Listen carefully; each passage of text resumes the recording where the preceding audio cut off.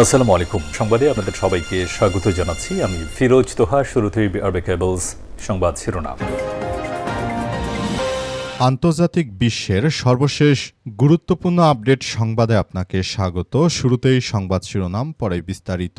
প্রথমেই জানাবো, ১৭ দিনের যুদ্ধের ঘটনায় যুক্তরাষ্ট্রের ঘাঁটিতে বড় আঘাত এনেছে ইরান, জানালেন রেজাই। সাম্প্রতিক ১৭ দিনের সংঘাতে মধ্যপ্রাচ্যে থাকা যুক্তরাষ্ট্রের সামরিক ঘাঁটিগুলোতে ইরানের সশস্ত্র বাহিনী বড় ধরনের আঘাত এনেছে বলে দাবি করেছে দেশটির সর্বোচ্চ নেতা আয়াতুল্লাহ আলী খামেনির সামরিক উপদেষ্টা মেজর জেনারেল মোহসেন রেজাই। খবর মেহের নিউজ এজেন্সির। এরপর জানাবো, ইরানকে শায়েস্তা করতে নতুন কৌশল খুঁজছে যুক্তরাষ্ট্র। ট্রাম্প প্রশাসন ইরানকে ঘিরে নতুন করে সংকট থেকে বেরিয়ে আসার উপায় খুঁজতে নতুন নতুন কৌশল নিয়ে ভাবছে মার্কিন যুক্তরাষ্ট্রের প্রশাসন। এ লক্ষ্যে ট্রাম্পের প্রশাসন সামরিক বিশেষজ্ঞদের কাছ থেকে নতুন ও ব্যতিক্রমী পরামর্শ চেয়েছে। অবস্থায় হয়তো ট্রাম্প নতুন করে যুদ্ধ বাড়াবেন অথবা ইরানের কাছে আত্মসমর্পণ করতে পারেন। এদিকে ইসরায়েলকে নাৎসি বাহিনীর সঙ্গে তুলনা করা অপরাধ নয় বলল জার্মানির একটি আদালত। জার্মানির একটি আদালত রায় দিয়েছে যে ইসরায়েলকে নাৎসি বাহিনীর সঙ্গে তুলনা করা কোনো ফৌজদারি অপরাধ নয়। আইনি ওয়েবসাইট থেকে অনলাইনে এই খবর জানিয়েছে। এই মামলায় একজন ইনস্টাগ্রাম ব্যবহারকারী কয়েকটি পোস্টে ইসরায়েল ও রাষ্ট্রের কার্যক্রমকে নাৎসি বাহিনীর পদ্ধতির সঙ্গে তুলনা করেছিলেন। এই তুলনা করতে গিয়ে তিনি নাৎসি স্বস্তিকা এবং নাৎসি পার্টির পতাকা ব্যবহার করেছিলেন।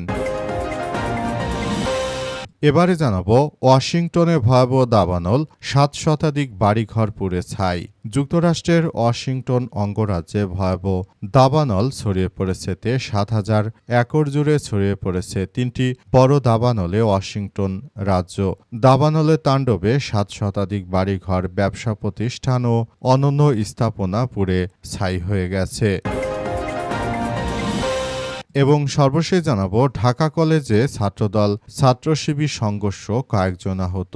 ঢাকা কলেজে ছাত্রদল ও ছাত্র শিবিরের নেতাকর্মীদের মধ্যে পাল্টাপাল্টি ধাওয়া পাল্টা ধার ঘটনা ঘটেছে।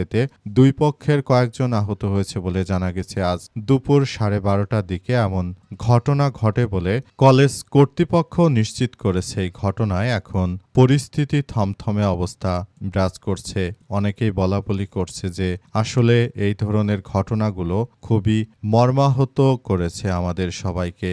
আমরা এই ঘটনা থেকে আসলে বাঁচতে চাই। প্রিয় দর্শক, এতক্ষণ শুনছিলেন সংবাদ শিরোনাম, এবারে বিস্তারিত।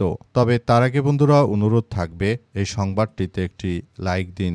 এই চ্যানেলে আপনি নতুন হয়ে থাকলে আমাদের সংবাদটি দেখতে দেখতে চ্যানেলটি সাবস্ক্রাইব করে রাখুন। কমেন্ট করে বন্ধুরা আপনার মূল্যবান মতামত জানিয়ে দিন আপনি বিশ্বের কোন দেশ থেকে বা বাংলাদেশের কোন স্থান থেকে আমাদের সংবাদটি দেখছেন এবং শুনছেন। আর বন্ধুরা, সংবাদটি আপনার সোশ্যাল মিডিয়া ফেসবুকে শেয়ার করে বন্ধুদেরও দেখার সুযোগ করে দিন। গাজা যুদ্ধে আপনি যদি নিরীহ ফিলিস্তিনিদের ভালোবেসে থাকেন বন্ধুরা, কমেন্টে ইয়েস লিখে পুরো বিশ্ববাসীকে আমাদের এই তাজা আপডেটটি দেখার সুযোগ করে দিন। এবারে বিস্তারিত। ১৭ দিনের যুদ্ধে যুক্তরাষ্ট্রের ঘাঁটিতে বড় আঘাত এনেছে ইরান, বললেন রেজাই।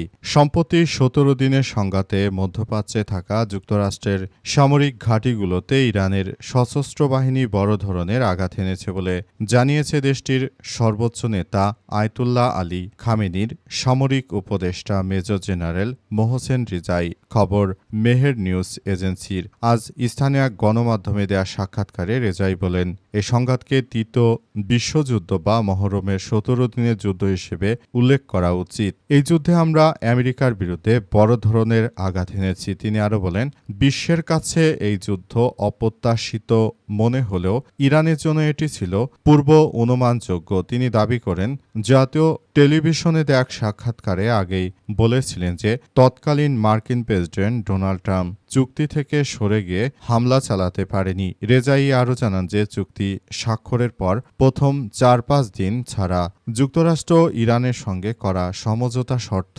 লঙ্ঘন করেছে। তার ভাষ্য অনুযায়ী ইরানের সর্বোচ্চ নেতা বলেছিলেন যে দেশটির চুক্তির শর্ত পূরণের অপেক্ষায় থাকবে, কিন্তু ট্রাম্প ফ্রান্সের প্রেসিডেন্ট ইমানুয়েল ম্যাক্রোর উপস্থিতিতে আনুষ্ঠানিক আয়োজনের মাধ্যমে সমঝোতা স্বাক্ষর করলেও পরের শর্ত মানেননি। ইরানের ইসলামী রেভলিউশনারি গার্ড কোর IRGC সাবেক প্রধান রেজাই অভিযোগ করেন যে যুক্তরাষ্ট্র হরমুজ প্রণালীর দক্ষিণ অংশে নতুন ব্যবস্থা গড়ে তোলার চেষ্টা করছিল এবং ইরানের সতর্কবার্তাকে উপেক্ষা করেছিল। এর জবাবে ইরান 2 থেকে 3টি জাহাজ লক্ষ্য করে হামলা চালিয়ে তাদের চুক্তির আওতায় ফিরে আসার বার্তা দেয় বলে দাবি করেন তিনি আরও জানান, যুক্তরাষ্ট্র হরমুজ প্রণালীতে ইরানের সার্বভৌমত্বকে অস্বীকার করা সমঝোতা লঙ্ঘন করে দক্ষিণ ইরানে হামলা চালিয়েছে। ইরানকে শায়েস্তা করতে নতুন কৌশল খুঁজছে যুক্তরাষ্ট্রের প্রেসিডেন্ট ডোনাল্ড ট্রাম্প। ইরানকে নিয়ে তৈরি হওয়া সংকট থেকে বেরিয়ে আসার উপায় খুঁজতে নতুন কৌশল নিয়ে ভাবছে মার্কিন প্রেসিডেন্ট ডোনাল্ড ট্রাম্পের প্রশাসন। এই লক্ষ্যে সামরিক বিশেষজ্ঞদের কাছ থেকে নতুন ও ব্যতিক্রমধর্মী পরামর্শ চাওয়া হচ্ছে বলে জানিয়েছে মার্কিন সংবাদ মাধ্যম CNN। প্রতিবেদন অনুযায়ী গত সপ্তাহে মার্কিন সেন্ট্রাল কমান্ড বা সেন্টকম গোয়েন্দা শাখার এক কর্মকর্তা ইমেইলে লিখেছে যে ইরানের উপর চাপ সৃষ্টি এবং তাদের শাস্তি হওয়ার জন্য আমরা নতুন সৃজনশীল ও প্রচলিত ধারার বাইরে চিন্তাভাবনা খুঁজছি। তবে সেন্টকমের এক মুখপাত্র বলেছেন, এই ধরনের উদ্যোগ তাদের জন্য নতুন নয়। তার ভাষায়, উদ্ভাবনী উপায়ে চিন্তা এবং কাজ করার দীর্ঘ ইতিহাস রয়েছে সেন্টকমের। তবে ওই ইমেইল থেকে ধারণা করা হচ্ছে যে পেন্টাগন শুরুতে মনে করেছিল সংঘাত এত দীর্ঘ সময় ধরে চলবে না। গত 28 ফেব্রুয়ারি শুরু হওয়া যুক্তরাষ্ট্র, ইসরায়েল এবং ইরানের চলমান সংঘাতের জেরে ইরান হরমুজ প্রণালী বন্ধ করে দেয়। এর ফলে বিশ্ববাজারে জ্বালানির দাম বেড়ে যায়, যার প্রভাব সরাসরি যুক্তরাষ্ট্রের ভোক্তা এবং ট্রাম্পের সমর্থকদের কাঁধে পড়েছে। এদিকে রোববার সৌদি আরবের পররাষ্ট্র মন্ত্রণালয় জানায় যে সৌদির যুবরাজ মোহাম্মদ বিন সালমান টেলিফোনে প্রেসিডেন্ট ট্রাম্পের সঙ্গে কথা বলেছেন। তিনি উত্তেজনা কমাতে সংলাপকে অগ্রাধিকার দেওয়া এবং যুদ্ধবিরতি প্রতিষ্ঠার জন্য সর্বোচ্চ চেষ্টা চালানোর উপর গুরুত্ব আরোপ করেন, যাতে কূটনৈতিক সমাধানের পথ সুগম হয়। এ অবস্থায় সবাইকে আরও বেশি সতর্ক থাকার জন্য বলা হচ্ছে এবং আরও জানানো হয়েছে যে যুদ্ধ কোনো ধরনের আসলে ভালো কিছু বয়ে আনবে না, বরং যুদ্ধ আরও সংঘাতকে বাড়িয়ে দেবে। অবস্থায় সবাইকে ধৈর্য ধারণ করতে হবে। ইসরায়েলকে নাৎসি বাহিনীর সঙ্গে তুলনা করা অপরাধ নয়, বলল জার্মান আদালত। জার্মানির একটি আদালত রায় দিয়েছে যে ইসরায়েলকে নাৎসি বাহিনীর সঙ্গে তুলনা করা কোনো ধরনের অপরাধ হবে না, বরং এটি আরও সবার জন্য খুব ভালো কিছু বয়ে আনবে বলে ওই আদালতের পক্ষ থেকে উল্লেখ করা হয়েছে। আদালতের পক্ষ থেকে আরও উল্লেখ করা হয়েছে যে নাৎসিরা তারা আসলে যে ধরনের কার্যক্রম চালিয়েছে এবং সারা পৃথিবীর বুকে তারা যে ধরনের কার্যক্রম ও বিপজ্জনক অধ্যায়ের রচনা করেছে সেটি আসলে আমাদের সবার জন্যই এক ভয়াবহ বিপর্যয়কর পরিস্থিতি ডেকে এনেছে। দখলদারেরাও ঠিক একইভাবে সেখানে তারা অসংখ্য মানুষকে নির্যাতন করছে এবং প্রতিনিয়ত নির্যাতনের মাত্রা বাড়িয়ে দিয়েছে। দখলদারেরা আসলে তারা যে ধরনের কার্যক্রম শুরু করেছে সেটা সারা বিশ্বের বুকে এক ভয়াবহ বিপর্যয়কর পরিস্থিতির জন্ম দিয়েছে। এটা সবাইকে আরও বেশি ভাবিয়ে তুলছে। তাই এই সব বিষয়গুলো নিয়ে সবাইকে আরও বেশি সজাগ ও দৃষ্টি রাখার জন্য আহ্বান জানানো হয়েছে জার্মানির ওই আদালত থেকে। জার্মানির আদালত থেকে ওই বিচারকরা জানিয়েছেন যে যেমন করে নাৎসি বাহিনীরা আমাদের উপর নানাভাবে অত্যাচার করেছিল এবং তারা যেভাবে আমাদের উপর সংগ্রাম ও নানাবিধ সমস্যার সৃষ্টি করেছিল সেটি আসলে আমাদের সবার জন্য খুবই এক ভয়াবহ বিপর্যয়কর পরিস্থিতি ডেকে নিয়ে এসেছে। আর সেই জায়গা থেকে আমাদেরকে বেরিয়ে আসতে হবে। আমরা উক্ত বিষয়গুলোকে খুব গুরুত্ব সহকারে দেখভাল করছি।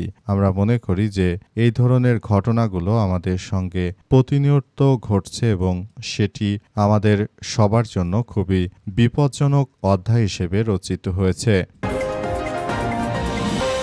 ওয়াশিংটনে ভয়াবহ দাবানল, 7 শতাধিক বাড়ি পুড়ে ছাই। যুক্তরাষ্ট্রের ওয়াশিংটন অঙ্গরাজ্যে ভয়াবহ দাবানল ৭,০০০ একর জুড়ে ছড়িয়ে পড়েছে। ৩টি বড় দাবানলে ওয়াশিংটন রাজ্য দাবানলের তাণ্ডবে ৭ শতাধিক বাড়িঘর, ব্যবসা প্রতিষ্ঠান এবং অন্যান্য স্থাপনা পুড়ে গেছে। দ্রুত ছড়িয়ে পড়া আগুনের কারণে স্পোকেন এলাকায় প্রায় ৬৫,০০০ মানুষ নিরাপদ স্থানে সরিয়ে নেওয়া হয়েছে। পরিস্থিতির অবনতি হয় অঙ্গরাজ্য জুড়ে জরুরি অবস্থা জারি করেছে গভর্নর বব ফার্গুসন। শুষ্ক আবহাওয়া এবং প্রবল দমকাহার কারণে দাবানল নিয়ন্ত্রণে আনতে বেগ পেতে হচ্ছে ওয়াশিংটনের দ্বিতীয় বৃহত্তম শহর স্পোকেন এবং আশপাশের এলাকায়। আগুনে প্রায় ৮.২ বর্গ মাইল, প্রায় ২১ বর্গ কিলোমিটার এলাকা পুড়ে ছাই হয়ে গেছে। একই সঙ্গে যুক্তরাষ্ট্রের পশ্চিমাঞ্চলের বিভিন্ন অঙ্গরাজ্য এবং একাধিক দাবানলে জ্বলছে, যা নিয়ন্ত্রণে ফেডারেল অঙ্গরাজ্য এবং স্থানীয় কর্তৃপক্ষ যৌথভাবে কাজ করছে। কর্তৃপক্ষ জানিয়েছে যে ওয়াশিংটন জুড়ে এখন পর্যন্ত ৭,০০০-এর বেশি এলাকা আগুনে ক্ষতিগ্রস্ত হয়েছে। স্পোকেনের দাবানল সহ আরও কয়েকটি স্থানে আগুন নিয়ন্ত্রণে আসেনি, সরিয়ে নেওয়া হয়েছে। মানুষের মধ্যে স্পোকেন ভেটেরান্স অ্যাফেয়ার্স হাসপাতালে রোগীরাও রয়েছে বলে সেখানে উল্লেখ করা হয়েছে।